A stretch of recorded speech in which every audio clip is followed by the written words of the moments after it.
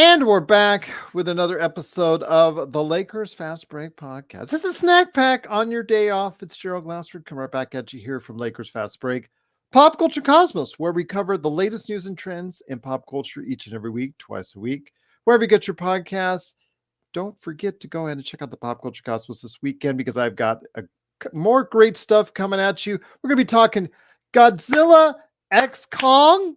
You know, if you want the little baby Kong action going on there as well, go ahead and we'll talk about that as far as the new Empire, plus also talking more about Three Body Problem, the future of Star Trek, and more. Go ahead and check it out this weekend, wherever you get your podcast. Inside Sports Fantasy Football, we recently covered the NFL free agency and how it might affect your fantasy football team. So go ahead and check it out. Plus also, as well, go ahead and check out Joe Soros, Ox9247 at LakersBall.com. And of course, he's running an empire in synthetic turf down in Southern California. Almost sounds illegal in nature, but yeah, it's legal. It's on the up and up. It is Simblades, Simblades with a Y.com. Plus also our good friends, Laker Tom, dreaming the big dream that the Lakers will go undefeated and defeat the Boston Celtics in for their 18th championship. Yes, you can go ahead and dream the big dream with him and Jamie Sweet at Lakerholics.com. Our good friend, John Costa, he is such a great part of what we do on our post games. Go ahead and check him out today at, of course, Lakers Corner and Clutch Talk. Also as well, Empire Jeff TV, of course, Lakers in 5, John McKinley channel, and Daniel Berry Sports Highlights. Yo, those are all great Lakers channels because we love giving the love to all the Lakers Nation, well, except for Lakers Nation, because they got enough love already. But go ahead and support the channels I mentioned. And speaking of supporting great channels, please like, follow, and subscribe. I know we always say that. I know I say it a ton, but they tell you on Googleisms to go ahead and keep repeating it ad nauseum so you can get the latest notifications on when we go live on the air with the latest Lakers Fast Break podcast. With the Lakers now 9 games above 500, still 9th place in the Western Conference, still breathing down the necks of both the Mavericks, the Suns, and the Kings. Looking forward to seeing what they'll do on Friday against Indiana. And Indiana, even though they did lose pretty badly to the Chicago Bulls, I have a feeling they're still have an eye on trying to even the score. Well, they can't even the score because we beat them in the IST, but getting some revenge back as we face them in Indiana tomorrow. So we'll go ahead and see what happens there. But the thing I wanted to ask is about LeBron James' recent comments in regards to being more strategic about how the Lakers are going to close out this season, as opposed to, say, last season. Last season was a mad rush, a mad dash, final 26 games, 18-8. They had to win every single game in order to get into the playoffs and get that momentum, and that momentum rode them a long way until, depending on who you talk to, if you talk to me, part of the reason why they lost against Denver, yes, there was some talent differences possibly, but the Lakers were gassed out. The Lakers, by the time that they got to that series in the Western Conference Finals, did not have enough energy to match up with Denver, and it was pretty apparent there.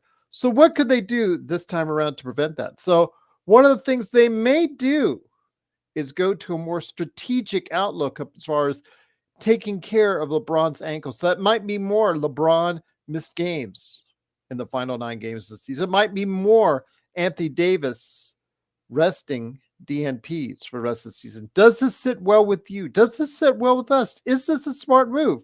Because even though the Lakers are only 2 games out, realistically outside of what Phoenix is, because Sacramento, even though they're below Phoenix in the standings, I have a feeling because of the tiebreaker, you probably were looking more towards Phoenix and the fact that they have the toughest schedule for the final few games of the season. We'll go ahead and discuss that strategy, as it were, but here today is a returning awesome guest. He is the man indeed behind so much great work for the Orlando Magic Daily. We will also talk his Orlando Magic, a team that could have really, really set themselves a lot higher with a victory over a Draymond Green-less Golden State Warriors. But again, they still have 9 games to get it right. It is Alfred Ezman. Alfred, great to have you here. Daniel Berry Sports Highlights. Yo, always great to have you here, my friend. Alfred, I will say it's always a pleasure having you back on. You asked to come back on. We timed it out perfectly. It is the middle of a very important road trip for the Lakers. Orlando Magic coming down to the wire themselves, battling it out for what, third, fourth, fifth, sixth place right now in the Eastern Conference. It's now that time, my friend. It's now in the final 10 games of the season for the NBA, and the races are getting very tight. Yeah, Gerald, I'm excited. We're about to get playoff basketball very shortly here this season for both teams. I mean, I think, obviously I'll start with my Magic. They've gone above and beyond any expectations they had at all this season. Um, Sitting at fifth right now in the East, hunting for a fourth spot with the Cleveland Cavaliers. They also have the Indiana Pacers right behind them. So Lakers getting a win there could be huge for the Magic and help them out a lot as well in this next game. Um, and it's exciting. I mean, I'm looking forward to it. And with the Lakers, obviously, I feel like, depending on what LeBron's strategy looks like and whatnot, they can find themselves getting into the play-in and having a sort of Cinderella run towards the top. It's an exciting time for basketball. It feels like it flashed before our eyes this season. It feels like just yesterday I was on here in August talking with you guys about what the Magic were going to look like and whatnot. Now here we are talking playoffs with really both teams. So that makes it all the much better. Absolutely. Tyrone, again, with 9 games left, the tiebreakers do not go the way of the Lakers when it comes to the Sacramento Kings and also as well the Dallas Mavericks. So when you look at it in the standings, Tyrone, I want you to look at it in standings. So it's very optimistic that you think the Lakers can get the 6th seed, but let's be realistic here. The Lakers currently at 41 and 32 are 3 games behind in the loss column to the Dallas Mavericks. In essence, it's actually 4 games because they don't own the tiebreaker.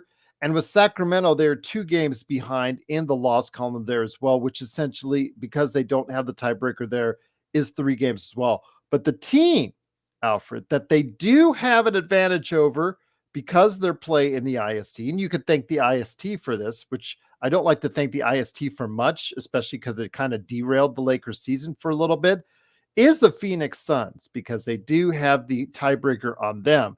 They're only 2 games behind, plus Phoenix has a substantially harder road to go. And in fact, I heard the Zach Lowe podcast earlier today where they were talking about how if you look at it in the past, 20, 30 years or something like that was mentioned, that they have the second hardest last 10 games of those last 20, 30 years. But they did overcome their biggest obstacle in Denver on the road without Jamal Murray, of course. Denver couldn't really field a full team. Nice of them. Thanks so much. Appreciate it. But it just shows you that I think the possibility of the Lakers moving above any team is going to be them, Alfred. Yeah, I think, especially you look at it's kind of weird looking at the Western Conference standings this year because you look at the top of the leaderboard for the West, you got the Nuggets, obviously, and then it's a bunch of really younger teams that are just kind of exploding this season. And then you have the I guess, normally named contenders towards the bottom, being the Lakers, the Suns, Mavericks teetering on the brink, the Kings, even if I guess you're including last year.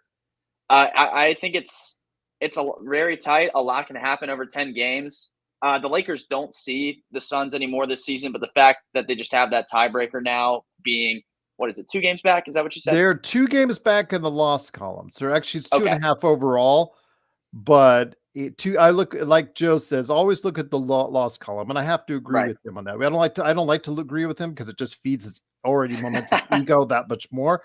But I will agree with him in the loss column.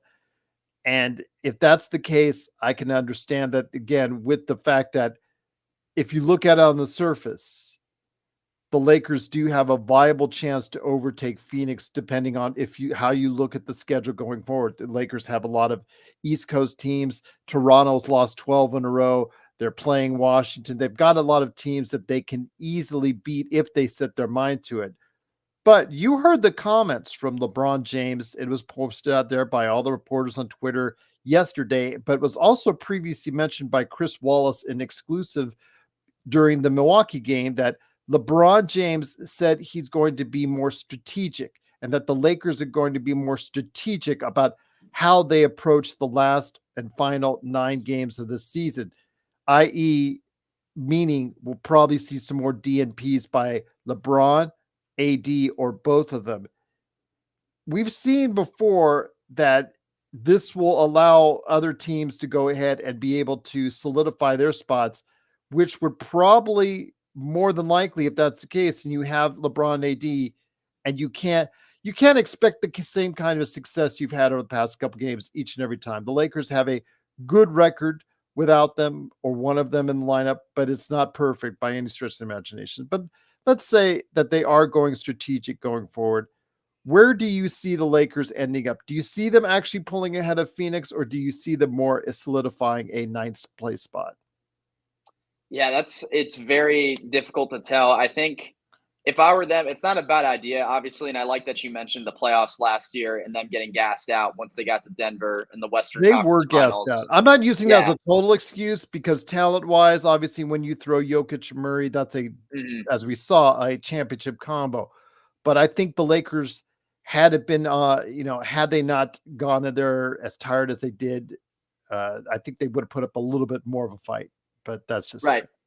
Yeah, yeah. So I think that definitely plays a factor. I think that's creeping in the back of LeBron and AD's minds at the very least going forward into this final stretch. And I think there's definitely certain games on the schedule. You got at Brooklyn after Indiana, Washington. You said even Memphis. You have games like that where you can consider sitting those guys because the Lakers team without those two should be able to beat. I mean, a Memphis, Brooklyn, or Washington, You right? say I mean, that, I don't share that same because they've right. beaten Boston without LeBron and AD, yet they've been waxed without them as well. So, it goes either which way. And as we get close to the end of the season, my friend, you don't know how many of these teams are going to be doing the El Foldo Act, or in a case like New Orleans, who they also play at the very end of the season, they may rest all their guys. Mhm. So you may be able to take advantage. The thing is, though, the ninth place spot, that would mean an extra game as far as the play-in is concerned. I really would say it'd be better if they had the eighth place in the Western Conference than the ninth place. I just think it sets up more success for you to get in the playoffs and be able to do some damage. Yeah, I think so too, and I think it's going to take a daily look at the standings, and then Darvin Ham, the players and all their minds come together, and they have to say, well, look, if we want to be in a position where we don't have this extra game and we win, we're into the actual playoffs, so to speak. We got to play tonight, even if that is against let's say a Washington or something like that. I think it's all about what they do. I think over these first few games, if you see the Lakers come out and win these first three in the last 10, all of a sudden, depending on what the other teams in the play and do around them, you could see LeBron and AD sit. It's very dependent upon who they're playing, where they're at heading into that night in the standings, and then also what the other teams, what the Kings, what the Suns, what the Warriors are doing as well, as opposed to what the Lakers are doing when it comes to competing for playing spots. Because I'm sure, you know, with Golden State, even I think they'd even like to make a push to try to get an eight. I don't know how possible that is for them, depending on their schedule, but I would imagine they want to avoid an extra game as well doing that. So there's a lot of competition with these teams with tons of talent. And it just depends on the situations the Lakers are put in literally every day going forward until the end of the season hits. I will say this though, because Kurt always in the chat doing the best he can to entertain everyone out there. The Lakers did report, actually, Shams Charania did report this morning, and I did retweet it out this morning on at Lakers Fast Break on Twitter that Gabe Vincent is going to be traveling with the team starting in Indiana, and that he most likely will be available to play against the Brooklyn Nets, I think, on Sunday, if that's the case. And while that's good, Alfred, how much, as Joe always says, how much can you really expect from someone who's only played 6 games all season, who's just his career was in jeopardy because of the constant knee injuries that he had, the fact that he had the knee injury, he rehabbed, they brought him out way too quickly. It got a lot worse after 1 game, had the surgery. What do you actually, or what can you actually expect from that? I mean, Jonathan Isaacs is a great example where it took him seasons, not the same seasons before he could get back to where he is now, which is a viable part of the Orlando Magic rotation. Yeah, I mean, I guess for us and Jonathan Isaac this year, Jonathan Isaac's been like the eighth wonder of the world for this team when it comes to what he can do on defense and certain nights of him and his scoring output. Once again, it's not always reliable, but in the case of the Lakers and Gabe Vincent, I mean, at this point in the year, I'm gonna be honest that you can't really rely a whole lot on it. I don't know how. I know Philadelphia's relying a lot on Joel Embiid coming back this late in the season. Yes, they are. And I mean, it just like I don't know. Maybe if they have a way to implement him back in games against, I hate to keep picking on them, but I keep using the Washington game. If they have the way to implement him back into the game plan against Washington, maybe. But then I don't know. I don't know if I see him playing against Minnesota. Later on in this 10-game stretch or something like that, and really doing a whole lot. It's tough. I don't know. I don't know how well he'll do it. Even Gabe Vincent's just not that experiment's not worked for LA this year that much at all. And it'll be interesting to see. I guess it's another body to have to rest some of the better players during the playoffs once you make it. But I don't know if I'm relying too much upon what the Lakers do as far as where they're going to get seeded based on Gabe Vincent's output and where he's been playing, averaging what 5.4 points a game in the handful of games he's played. It's not that much of a game changer in my mind. And props to Coach Ham and the staff if they can find a way to implement him, solidly before the playoffs start. But I don't think that's something I'll look into as much as other people would like to think.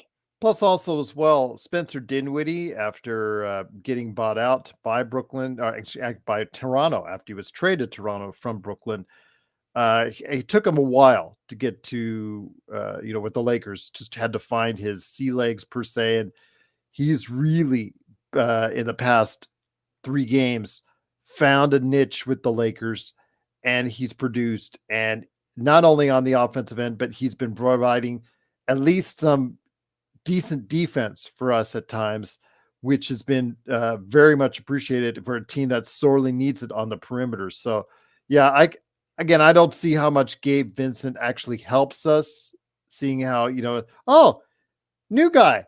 That's right. I saw you in the summer. That's right. Okay. Yeah. So I don't know how much he actually will give us. But you're right. If they go ahead and they have big wins in Toronto or Washington or Memphis again, if they can give him some burn in those games, maybe save some time, take some minutes off of D'Lo and Austin and those guys, and rest them a little bit more, maybe even give them a DNP, and maybe Gabe Vincent can give you something. But yeah, I know a lot of people are excited about Gabe Vincent coming back, but I just want to try, me as the master of tempering their enthusiasm and just shooting it real, saying, okay, the guy has not done much this season. You got to get him back into NBA speed and shape, and that takes time. That's something you can't do overnight.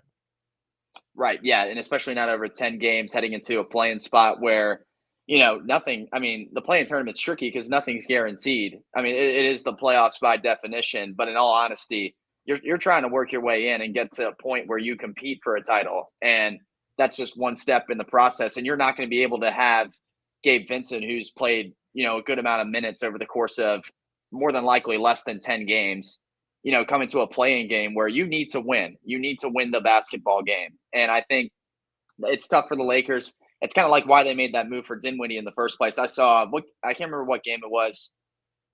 Indiana, was it? He had 26 points. That was back about a weekish ago.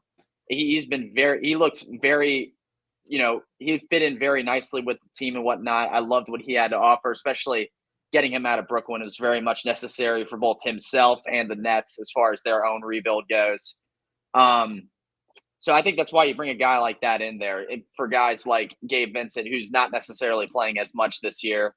It's definitely the move to rely more on Dinwiddie and the guys that have been playing up until this point, especially with the Lakers riding 5 wins in a row at this point. Yes, they're 5 in a row. Yes. Mm-hmm. Yeah. So if they're riding that win streak at this point, it's like I don't see why you need to really change anything until you something gives, so to speak. Once again, it is Alfred Ezman. Please go ahead and check out what he's doing today at at orlandomagicdaily.com. He's got a lot of great articles, including his latest one is a NBA draft preview. 5 draft prospects you won't see in March Madness. So yeah, he's already got his eye on the future for the Orlando Magic, which we will touch on before we head on out. But I wanted to go ahead and get a little bit more Lakers talk in there for us. And again, is it the better route, the strategic route? I mean, I have to say, part of me likes it, the fact that they were thinking more about their health this time around than what happened last year in regards to that, because they did gas themselves out. But that 9th spot, Alfred, that 9th spot, as we go into it, that's going to be a tall order for them to go ahead and sneak in to the top 8 in the Western Conference via the play-in, via playing first off, most likely will be a Steph Curry, could be a Houston team. Then you've got maybe a Kevin Durant and Devin Booker. Maybe you've got your arch nemesis if you're AD, Domantas Sabonis and De'Aaron Fox. Or maybe you have a Luka and Kyrie Irving. If one of those teams takes a fall and starts drifting back, you might end it up with them. So it just makes the work harder. But I can see and understand with LeBron's troubled ankle and AD just, my God, he gets banged up every single game somewhere.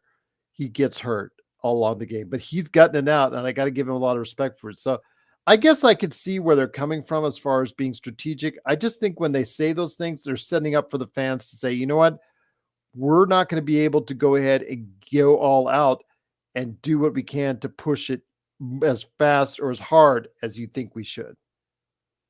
Yeah, it's certainly, I mean, I keep laughing when I look. It's just that the Western Conference has been such a nail in the foot when it comes to where these teams are placed, and especially in the Lakers spot. I keep repeating it over and over. It is very good teams that are in the play-in kind of spot when Yeah, you pick look your at them on poison. paper. Right. No, I mean, you have so many players to worry about whoever you're playing in the play-in, and I agree with you. I mean, I think it's the LeBron comments, they do make sense when you first hear them, but then when you look at, kind of the scenario they're in and the situations that can happen on a daily basis over the course of these last 10 games, it's just very touchy. And I think the Lakers, if they do it right, they can make it work. But at the same time, they've got to remember and make sure that, hey, maybe we don't want to play this extra game in the 9-10 spot. Maybe we don't, maybe we want to make a push, you know what I mean? Like someone said earlier, for the 6th seed, by the very off chance that happens. Maybe we want to make a push like that. And it's very difficult. Also, do you want to do that when you've won 5 straight games and kind of derail any sort of chemistry you had from that stretch? It's very difficult. And I think if they find a way to do it right, props to them. But I think they need to keep the big goal in mind, and that is to make sure you get through the play-in and see beyond the play-in as far as getting in there, winning it in the easiest, smoothest way possible. So you're then competing for the NBA title in the regular formatted playoffs. Very well said. It is Alfred Ezman. Please go ahead and check him out today at orlandomagicdaily.com. So I do want to go ahead and make sure the Orlando Magic, one of the big surprises in the NBA this season, gets some time in the spotlight. They're 42-30 as we speak right now. They are 2 games out for the New York Knicks in 3rd place, 1.5 games behind the Cavaliers. They're 2 games in front of the Pacers.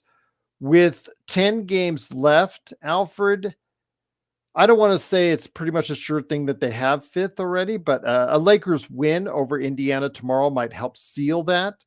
If that's the case, are they looking to go ahead and make a push to go higher? As a young team who has not had this kind of success before as a group, is there the temptation to go ahead and make the push forward ahead of New York and Cleveland? I think that's an interesting question. Actually, I haven't thought of it in that way. The one thing I think, watching this team and watching Coach Mosley and what he says, I think he puts it very bluntly, and I think it's very true. He says, with the age we're at, we're just looking to take it one game at a time, and I think that's what they should do, because it was a couple weeks ago, the Magic had the easiest remaining schedule in the NBA going forward. That was as of a couple weeks ago. May have changed in these last 10 games. But even looking at the next 10 games, what I have here in order: Clippers, Grizzlies, Trailblazers at home, in New Orleans, in Charlotte, at home against Chicago, in Houston, in Milwaukee, in Philly, and then at home against Milwaukee. So the two Milwaukee games are tough. That's what stands out to me. But you do have your Portlands, your Charlottes, your Chicago's thrown into the mix. So they still have those easy games to play with and whatnot.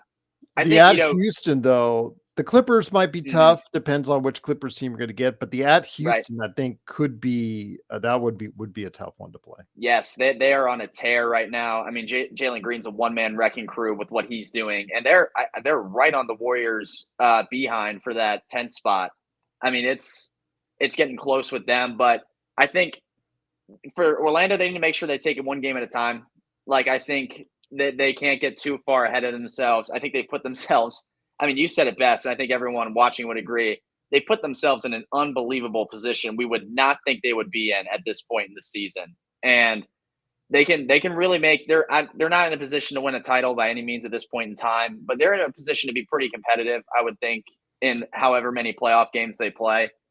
They just need to make sure they're playing the best brand of basketball. I don't really see maybe Paolo and Franz sits that last game against Milwaukee, maybe the one before in Philly. I don't really see them sitting, in this LeBron strategy scenario like they would over the course of those 10 games, especially with the East outside of Boston. The Eastern Conference in the middle 2 through 6 seeds is pretty close, relatively speaking. So, I mean, I don't see them sitting them that much. And I think they're just looking to kind of compete against these teams on a night in and night out basis, especially if they were to, by somehow and some miracle, get far enough, they would play these Milwaukee's and maybe these Philadelphia's later on. And they have those two teams the last 3 games of the season. Once again, it is Alfred Ezman. Please go ahead and support his work today at OrlandoMagicDaily.com. Outside the Miami Heat, the Orlando Magic's probably amongst any of the playoff contenders right now and playing contenders probably have the worst offense that I have seen. And that's not meaning to be any detriment. It's just the fact that they have a hard time manufacturing points. Whereas the Lakers on the other end, since the calendar year is turned over, they have been pretty much the number 2 team in the NBA in scoring points as far as offense is concerned. Now they can't stop anyone. That's part of the problem. If you could only combine the two, as far as best of both. Yes, the best of both is concerned. But how big of a concern in the playoffs? Yes, I do know when it comes to the playoffs and play-ins that the teams will be more defensive minded. And obviously that benefits a team like Orlando in low scoring playoff games. But how much of a concern is it for Orlando, what you're hearing in regards to a possibility of a 7-game series where really manufacturing points will be hard to come by? Yeah, I think, you can look at it either way with that. I mean, you can look at it in the sense of, well, down the stretch of these series, I don't know if Orlando's going to have the points to keep up, but at the same time, it can become where, oh, well, this other, let's say, I'll throw a team in there, for example, the Knicks are a possible first-round matchup we could get. The Knicks are struggling to score down the stretch here in this series against Orlando because they're becoming way and way more suffocating. It seems like, to me, that's the side I'm leaning on. I'm leaning on more of a, okay, if this team comes out firing, guns a-blazing, and get a sweep or a 5-game series win, that's how you beat the Magic. But if Orlando's taking you through this, grueling 6-7 game series that's just, a hack fest, physical, et cetera, that's where these teams can come into trouble. Now, I do think the shooting problem and offensive problem is going to come back to bite them at some point, and that's where they're going to get knocked out in the playoffs in general. Where that is, I don't know for sure, but I do think they can at least win a series against one of these Eastern Conference teams against them when it comes to their physicality and how they play on defense. If they force a series of that length, I think teams will start to like you said though. I think teams will start to figure that out. Let's say if they get Boston in the next round, I think Boston's going to figure out how to work their way around that and score on the Magic. But that's how they win these games. A lot of their offensive output, I looked at this before, comes from their ability just to draw fouls and get to the free throw line and have the easiest shot in basketball, in quotes. Their first in the league in attempts per game, seventh in makes per game, and they're third in free throws made per 100 possessions. So it's a team that lives at the free throw line and tries to get their points at the free throw line as much as possible, which is good considering I think last time I checked, they were the worst 3-point shooting team in the NBA.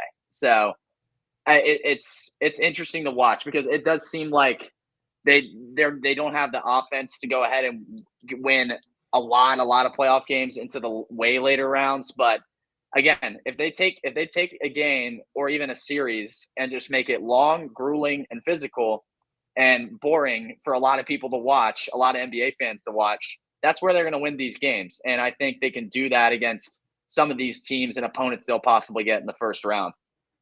And the thing is, though, the Lakers were once at the beginning of the season, actually for the first couple months, in where you were at. They were statistically one of the worst shooting teams in the NBA. We constantly said on the show, it's just like they couldn't throw a pea into the ocean. It was absolutely abysmal.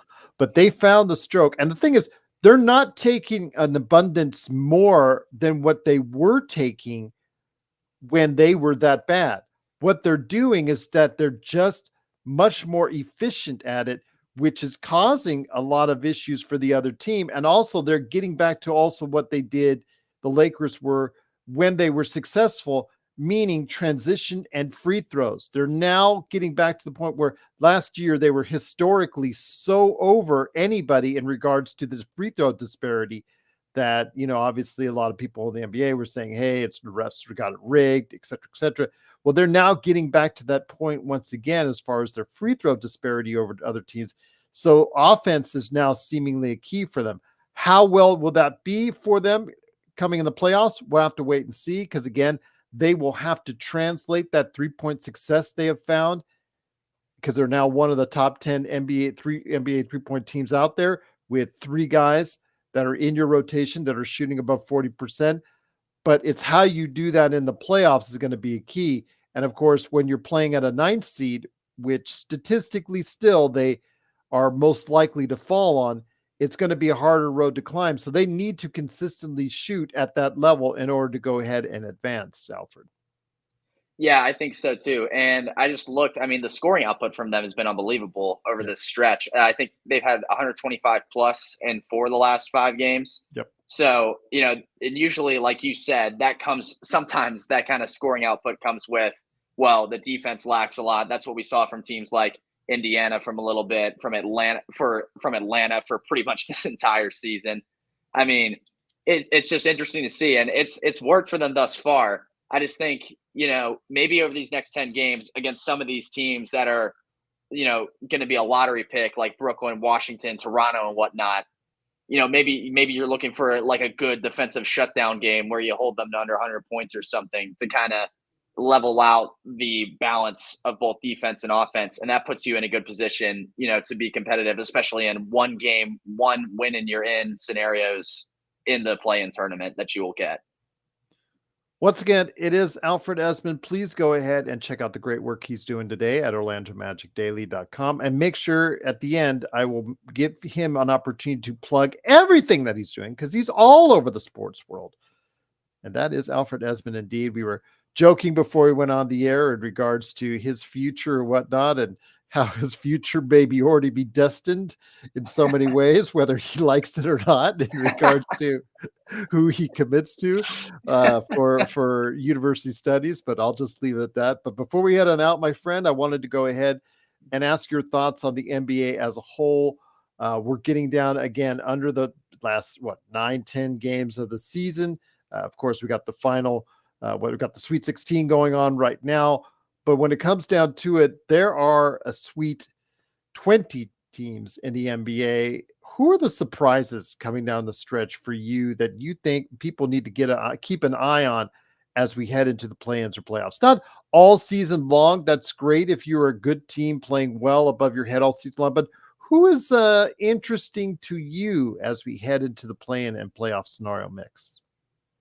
An interesting story to watch, in my opinion. We were hinting at them a tad bit, but Houston, I just think that whole story with them possibly just clawing their way, out of back from the dead, so to speak, into a possible play-in spot is unbelievable. with how they're playing and whatnot. Another one too. I mean, they've been good all season, but they've climbed the rankings a lot. A lot is the New York Knicks in that third spot. They've kind of hung around the lower end of the playoff, like actual official playoff seedings, right around sixth or fifth for a lot of the year, and they're sort of fighting their way back up into it. And they're getting Um, healthier too at the right time. yeah, yeah. So watch out for them. They might be a little bit legit this season. The New Orleans Pelicans. I guess if I had to choose a team in the West, there I kind of mirror them with how the Magic are. I think they're the Magic in the West when it comes to, they're going to be certainly pretty competitive. I think if you're a title contender in the West, you do not want to play New Orleans in that first round because they will give you a good run for your money, so to speak. So I like them a lot as well. I How just think, much? and Well, also, let me ask you this: how much does Brandon Ingram's injury hurt them? They still have a lot of size and length, but how much does Ingram's injury hurt them? I think it definitely does. I mean, I would be lying if I said it didn't. It definitely does a good bit. He's, an impact player on the wing. I think if you have to have a lot of it fall on Zion, I think that's going to be an issue. Of course, we've seen Zion's injury issues throughout the year. This is the first year where we've got like a pretty big, decent dose of him and what he can do. I think, without a Brandon Ingram as his support, it'll be hard for them to even win a series. But I do think, if they end up they're in the fifth spot right now. So if they end up playing that whatever fourth seed that may be, I still think they'll be competitive with them as well.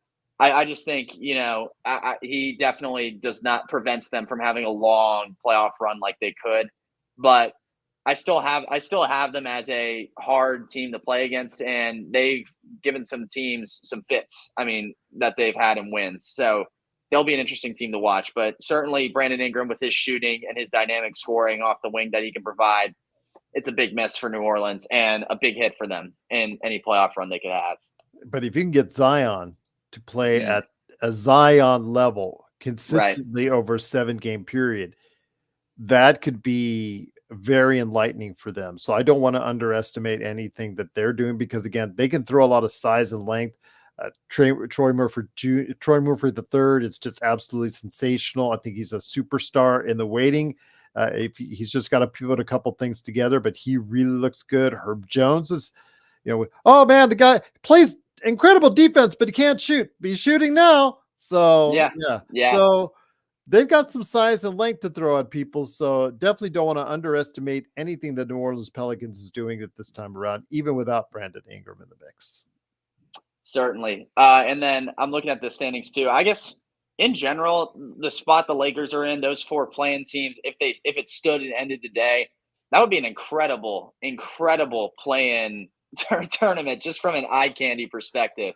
I mean, the teams we have in there. I think it's certainly unique just because, we have the young upstart Thunder T Wolves teams up there at the top, and then we have just the usual. I always call them the usual Western Conference big name contenders.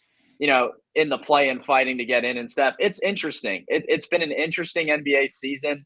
I kind of like it. I don't know how much people like it. I know there might be a few Lakers people out there who are like, yeah, it's whatever. You know what I mean? But I think it's very interesting to watch. So that'll be certainly interesting as well. And then I guess the big story in the East going forward is this going to be, can anyone stop Boston? I think they're still, in my opinion, a shoe-in best team in the league. I think they're hard to beat if they're all clicking at the same level, both their bench and their starters. So that'll be the big story there. But in the West, I mean, I'll have my eyes locked in on that playing tournament if it stands. And even I just want to see also what the T Wolves and the Thunder can do with the young, talented cores they have. So it's been a fun season, interesting season, and we're right in the thick of the heat of everything when it comes to championship basketball. So I'm ready. If you'd have told me that LeBron James, Anthony Davis, Devin Booker, Kevin Durant, DeMontis Sabonis, De'Aaron Fox, Luka Doncic, Kyrie Irving, and Stephen Curry would all play the majority of their games, and still they would be on the bottom half of the Western Conference swing, I would have said you're crazy. You're Yeah, absolutely crazy.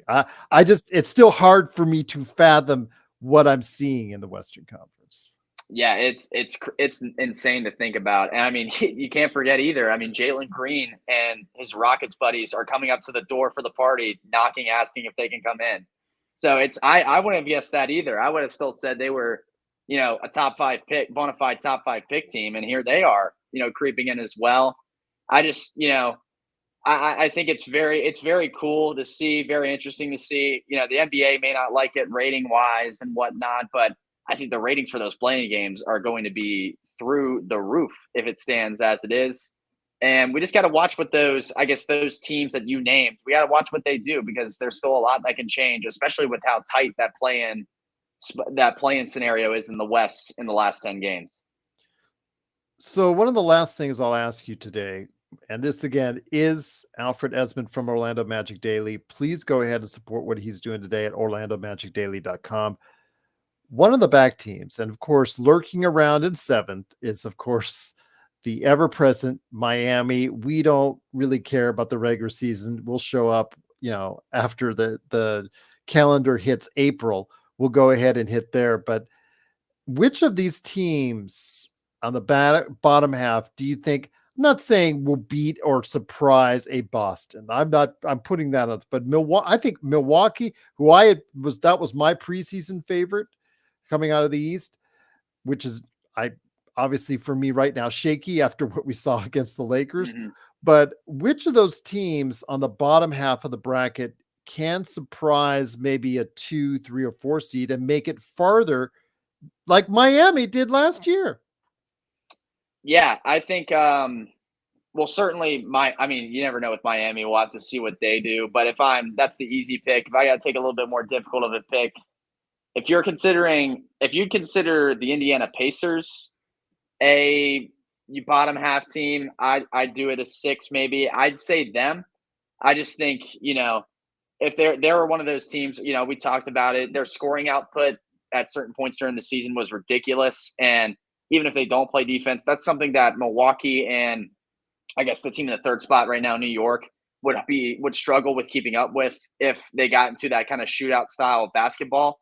Now, I think where Indiana falters is their lack of defense, and that's going to hurt them, if they get into this long, drawn-out series like I've been talking about. But I do think if they can catch one of those teams on the run, they can grab a few wins, I guess, in a series against them and give them a run for their money. Outside of them, it's kind of hard. I think Atlanta's just kind of too separated from the rest of the field when it comes to defensive ability at all to be kind of competitive with anyone. I don't really if I had to pick right now, I don't think they're going to make it out of the play-in scenario. I guess we never know with the Sixers either. They're in 8th, but if Embiid makes a return, here they come again. It's certainly. I think that my 2 picks would have to be Indiana if they can get the scoring output back, and then Philadelphia if they get an Embiid return. They won't do it without him. We've seen that. I've given up faith on them kind of having any sort of momentum without Embiid. But if they get him back, that would be very, very huge, and they can make a run at it as well. Alan, I was meaning Gabe. Gabe Vincent is a very streaky shooter. He brings a new meaning to the word streaky, in my opinion. But yes, in regards to that, because he'll go on a tear for like a week, 10 days, and then he'll not go on a tear for a week, 10 days. So It's the opposite. Exactly. But before we end on out, you mentioned Embiid, and that's something I want to touch on. He is close to returning from what we hear.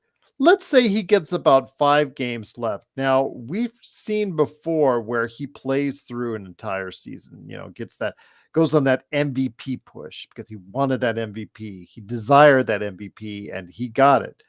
And then he basically, like we talked about the Lakers, put so much effort into that back half of the season. It really showcased itself as far as his fatigue factor in playoff scenarios. So, that being said, with about 5 games left, Philadelphia reintroduces Joel Embiid to the lineup. I understand he'll have to probably play a play-in game or 2 because of where they stand in the Eastern Conference standings. Could that be such a bad move after all? Because you saw how well he and Tyrese Maxey at their peak earlier this season, how well they played. the possibility is there that they could recapture that, pardon the pun, magic of what they did earlier this season, if given enough time for Embiid to come back.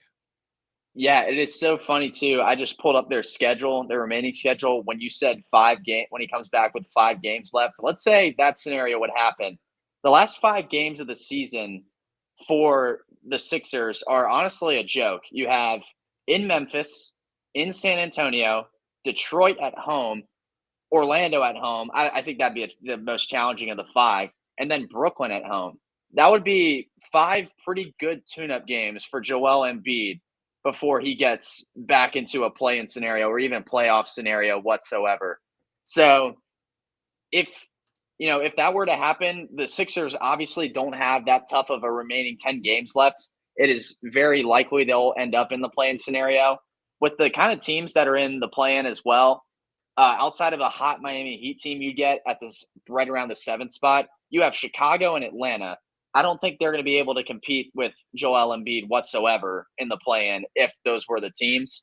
So really, that makes Philadelphia have a pretty good chance of working their way back into the playoffs. And all of a sudden, we could see a top to bottom series between the Sixers and Celtics in the first round, just because that's how it would end up with seeding, and that would create an interesting matchup, Unless and they probably move up something to 7th due to right. the play-in Unless scenario. right, that too, and then we'd see them against Giannis. Either way, I would love either of those because that is probably something the Bucks and Celtics would not want in their first round, at least not that early in the playoffs to deal with, and it would be a headache. So we could see that. I think that's definitely one thing in the East that could completely cause an earthquake in the landscape of the playoffs that we wouldn't expect, I don't think, because I just don't see the play in for the Eastern Conference is so lopsided, and it depends on what Heat team we get and whether or not Embiid comes back. It'll be interesting to watch. So that's another thing that I'm gonna look at going forward is his health and when he comes back. I think healed is a key for them. He Mm, has not played well since he got traded from Indiana, but if he does find the stroke and he gets hot for a 2-3 game period in a series, and you've got Embiid and Maxey out there, they can give a team some fits. yeah. You can't underestimate them. No, and that Buddy Hield trade was for shooting reinforcement, and so far not really come up to par. And I think it's hard for that team too. I mean, Embiid, I think is just such a factor for them. They rode that Tyrese Maxey magic for a little bit earlier in the season, but I think that's starting to fade. And I don't know. I love the guy to death. I think he's a great guard, one of the best the league's had this year. But I don't know how much the Sixers could ride his coattails with just him out there in the playoffs alone. So we'll have to see. Maybe that Embiid spark kind of just translates to everyone else on the team. Um, I don't know, but I think it's certainly interesting to think because I think they're just a whole different team with Embiid out there on the floor, and he's a guy who can make everyone better if he's out there. Once again, it is Alfred Ezman. Please go ahead and support him today at Orlando Magic Daily. And before we head on out, my friend, it's time for the cheap plug, as it's always customary for a guest to do, which I'm hoping you will return many times over, my friend. Go ahead and let us know what you're up to right there for not just Orlando Magic Daily, but whatever it is you're working on, because baseball season is here, opening day. Everybody It's forgot back. about that. Sweet 16. It's a little bit of sports going on, my friend. We have a lot of sports going on. A lot of sports going on. It's very exciting. Most of what I did today when it came to my sports reporting, journalism, whatnot, was opening day with the Tampa Bay Rays. Very disappointing, not fun game to watch today. They lost the Blue Jays 8-2. Did a takeaways little thing on that and whatnot, but baseball's back. I'll have stuff out about them. I got the Tennessee Volunteers hat on. They're in the Sweet 16, as well as a lot of other teams. Going forward, I'll be writing stuff for Hardwood Heroics on college basketball. I help them out with that side of the department. Check them out too for NBA stuff. That's mainly what they do, but I do college basketball things for them. Of course, the Orlando Magic, I'll have something out on their April part of the schedule before the playoffs. A little bit of a scout, I guess, of those teams will play and whatnot, and what we'll expect from them. Uh, Bills, not as much, but there's still off-season stuff going on. We'll be looking at what happened this past season, how they can improve over there on Buffalo down. And hopefully I'll be back here with Lakers Fast Break very soon. Get on here, talk some playoffs maybe before those start, right before the play-in tournament, right before, I guess, the general playoffs as well. And that's it. It's an exciting time for sports, March Madness, playoff basketball, and then baseball every day from now until October. So no complaints over here in Alfred Ezman's world. There you go, please go ahead and check out and support everything that he's doing. Follow him today on Twitter, Facebook, wherever you can go ahead and hit him up. Instagram, he's at as well. So go ahead and hit him up today at Alfred Ezman. It's right there for you. Or check out the great work that he's doing on the Orlando Magic to get you prepped for the playoffs and what's going on in the East at OrlandoMagicDaily.com. Well, my friend, it's great to have you on. As Kurt says, you're welcome anytime in the LFB. We love seeing you in the chat, love seeing you on the show. But any last thoughts, my friend? As Kurt says, even if you're bored, any last thoughts before we head on down? Well, Kurt, I'm always bored. Don't worry. So I'll be back on here in and out and stuff. And I hope it's going to be a good ride for you Lakers fans. I know it's definitely not the spot you'd want to be in at this point in the season. All I say is you reap what you sow, my friend. And the Lakers have sown this season. Right. Right. Well, it'll be exciting just to see what they can do to end it and whatnot. Maybe they turn a cornerstone or anything like that. But that Western Conference, man, it's just so tough. I feel for a lot of the teams in that conference. Sometimes I don't realize how fortunate the Magic are in the East and then I look at the West for a half a sec at those standings and I'm like, oh my gosh, it could be worse.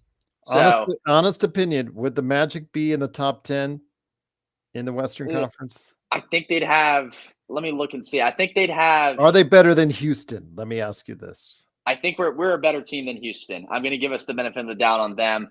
We would not, I will say this 100% guaranteed, we would not be in the top 10 or top 6 in the West. We would be in the scramble for one of those play-in spots, if I'm being honest.